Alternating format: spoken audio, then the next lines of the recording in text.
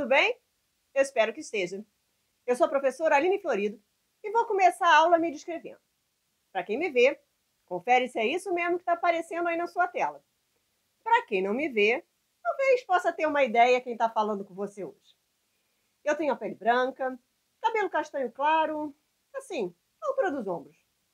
Olhos pequenos, de cor castanho claro também, e precisam de óculos. Eu estou usando hoje uma blusa verde, com um colar colorido. Aqui atrás de mim tem uma parede bege, uma cortina.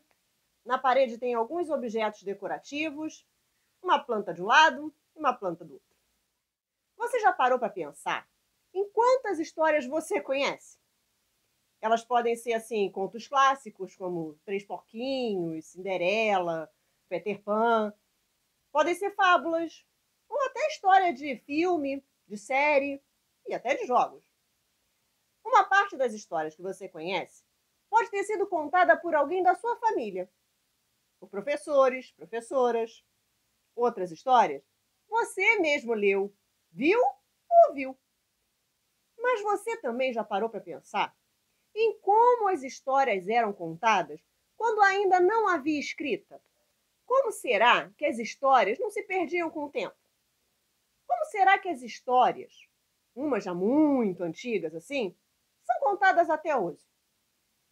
Quando não havia escrita, as histórias eram contadas aos outros assim, só falando, como eu estou fazendo com você agora.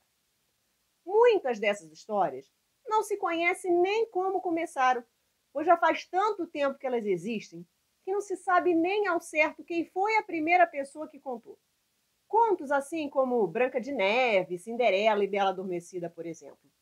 Elas já existiam antes dos irmãos Grimm resolver escrever elas num livro. Os irmãos Grimm, assim como outros autores, tá?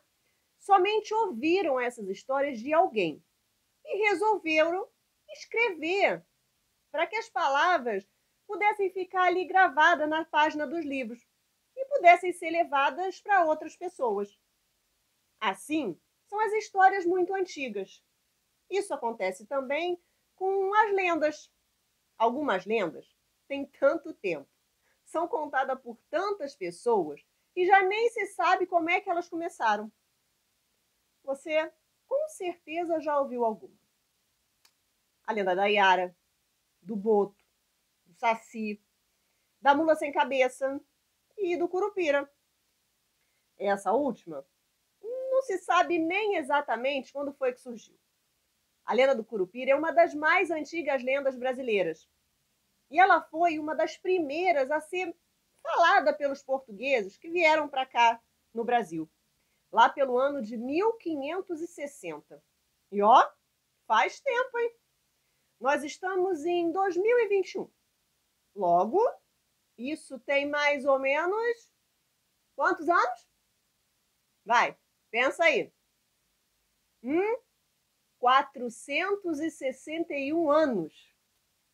O Curupira é um dos personagens mais famosos do vosso folclore.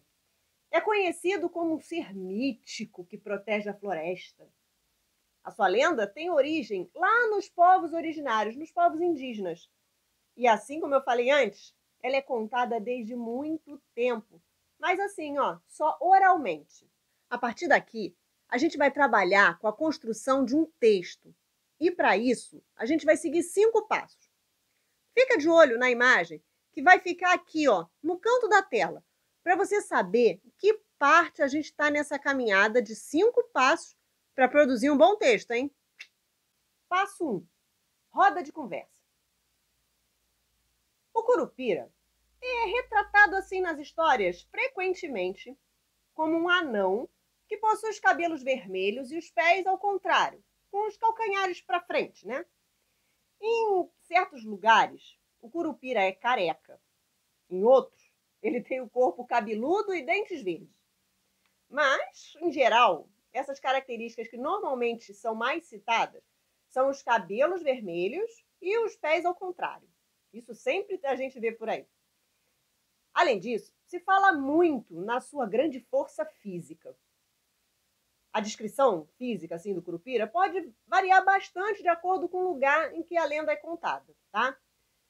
Já quanto assim aos hábitos e às habilidades do curupira, a gente pode encontrar narrativas quase sempre iguais, como ele sendo o protetor da floresta, que age contra aquelas pessoas que destroem, e por isso ele é visto com grande temor assim pelos indígenas. Os indígenas acreditavam que o curupira aterrorizava e matava aqueles que entravam na floresta para caçar ou derrubar árvores. Além de aterrorizar os caçadores, o curupira também era responsável por fazer eles se perderem dentro da floresta e esquecerem o caminho para sair dela. Uma forma de atormentar os caçadores é o curupira, ele começa a assoviar continuamente, um assovio fino. Para fugir dele, caso ele te encontre no meio da floresta, era necessário realizar um nó em um pedaço de cipó. Agora, achar por conta própria o curupira na floresta é quase impossível, pois os pés dele são ao contrário, e aí fica difícil localizar ele, né? Difícil de prever para onde ele está indo. O curupira é um dos habitantes das florestas, então, para encontrá-lo, é necessário entrar na parte mais profunda da mata. Ele não gosta da presença de gente, não. E só vai atrás de pessoas quando eles entram na floresta para caçar animais ou derrubar árvores. Além dessas informações que eu falei agora, você se lembra de alguma outra coisa sobre esse personagem? Passo 2. Planejando a escrita. Com essas informações que a gente conversou agora, você já pode imaginar a sua própria versão de um texto sobre o curupira. Sabia que foi assim que a série Juro que Vi foi feita? Foi justamente com a contribuição de crianças da sua idade, de uma escola da nossa rede, a George Summer. Elas ajudaram a criar histórias que você já viu. E você não viu? Tem problema não. Assim que acabar essa aula, você vai lá no portal da Multirio, pelo aplicativo Rio Educa em Casa, e joga lá na busca Juro que Vi, que você vai poder ver todos os episódios. Tem a Yara, tem o Boto, tem o Curupira, tem Matinta Pereira, tem o Saci. Nessa etapa, você pode fazer uso de uma técnica usada por produtores de filmes. É a chamada storyboard. Isso nada mais é que um desenho contendo as principais cenas da história. O início, o meio e o fim. Isso é importante para a história não ficar confusa. Aqui também já pode ter definido como é o seu personagem principal. Se vai haver mais alguém junto com ele. Esse é um recurso que eu gosto muito. Você pode, de fato, ir vendo a sua história, assim, no geral. Não precisa ser nada muito elaborado. É só mesmo para dar uma ideia de como você está imaginando a história. É só, assim, um planejamento. Você pode mostrar alguém e contar para alguém o que você está pensando em fazer. Eu fiz aqui um esboço de como eu acho que vai ficar uma boa história. A sua não precisa ficar igual à minha. Aqui é só um exemplo, tá bom? Passo 3. Escrita. Agora sim. Depois de trocar ideias e imaginar a sua história, é hora de começar a escrever de fato. E não tem problema se logo assim de início não parecer muito boa. Você sempre pode melhorar a sua história. Ou você acha que grandes filmes, histórias ficaram boas assim na primeira tentativa? Aquele jogo que tem uma história, ou aquele filme, ou livro que você adora, já foi um dia um monte de ideias na cabeça de alguém. E até mesmo um monte de rabisco numa folha de papel. Aquela minha storyboard, aquele rascunho de ideias, talvez eu contasse ele mais ou menos assim. Uma vez eu olhava pela janela e vi a mata perto de casa se mexendo. Quando eu olhei bem, vi que era uma pessoa pequenininha, mas muito forte, todo peludo, e seu cabelo era maior ainda e vermelho. Seus pés eram ao contrário. Eu também ouvia um assovio bem forte, que não parava. Quando olhei para o lado, vi uns garotos mexendo com uns gatinhos bem pequenos, perturbando os filhotinhos. Quando os garotos ouviram o assovio, que não parava, fugiram correndo. Passo 4. revisão. Bom, agora que eu acabei a minha história, eu acho que posso incrementar ela com mais alguns detalhes, as palavras de impacto, para deixar meu texto mais interessante. Nessa frase aqui, eu posso colocar: tinha muitos músculos, malhadão. Já nessa, como fogo. E aqui, os dedos eram para trás e os calcanhares para frente. Isso aqui vai dar uma ideia melhor do que eu quero dizer para quem está lendo. Afinal, eu estou escrevendo para alguém ler. E essa pessoa que está lendo precisa entender o que eu queria dizer, não é? Ela precisa ver o que eu vi na minha cabeça.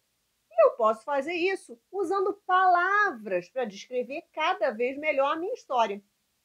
E acho também que falta um final melhor. Quando eu procurei de novo o ser peludo, ele não estava mais lá. Aqui, você precisa perceber se a história ficou com sentido. Se o princípio, o meio e o fim estão bem claros. Se você não misturou tudo, né? Passo 5. Reescrita. Xiii! Acho que com a revisão eu deixei tudo meio bagunçado. Agora que a pessoa que lê não vai entender nada mesmo, nem eu usando todas as palavras da língua portuguesa, né? Melhor ajeitar isso daqui e reescrever em outra folha. Esse processo todo também pode ser feito em meios eletrônicos, como no computador ou num celular. Aí, as etapas de revisão e reescrita se tornam mais rápidos, porque você pode simplesmente deletar uma parte e reescrever, ou corrigir as partes que você gostaria de melhorar. Mas feita à mão com papel e lápis ou num teclado, essas duas últimas etapas são importantes tanto quanto as outras. E por fim, o meu texto ficou assim. Uma vez eu olhava pela janela e vi a mata perto de casa se mexendo. Quando eu olhei bem, vi que era uma pessoa pequenininha, mas muito forte. Tinha muitos músculos, malhadão, todo peludo, e seu cabelo era maior ainda e vermelho como fogo. Seus pés eram ao contrário.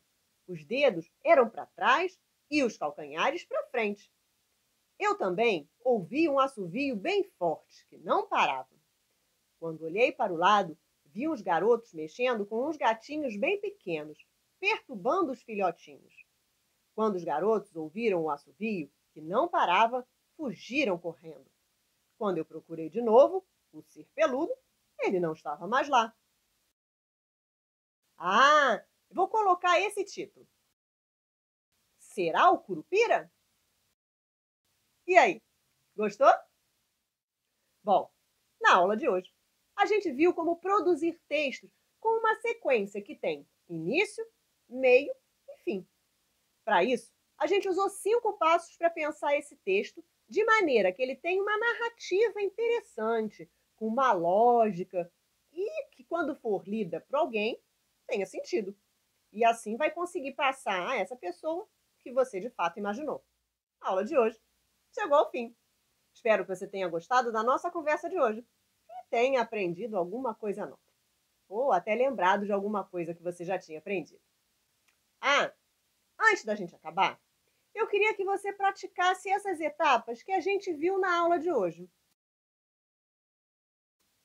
Escolhe uma outra lenda, outro personagem do folclore. Pensa o que você sabe sobre ele. Imagina aí uma aventura. Usa o desenho, se quiser, para te ajudar a começar essa construção do seu texto. E depois, crie uma narrativa interessante sobre ela. Faz a revisão e, se for necessário, reescreva. Agora sim acabou. Continue acompanhando as aulas, fazendo as atividades, os desafios. Acesse também o aplicativo Rio Educa em Casa. Lá você encontra o material Rio Educa, além de todas as dicas que eu dei aqui na aula de hoje. Fique bem, se cuide, fique atento, hein? Um beijinho. Tchau!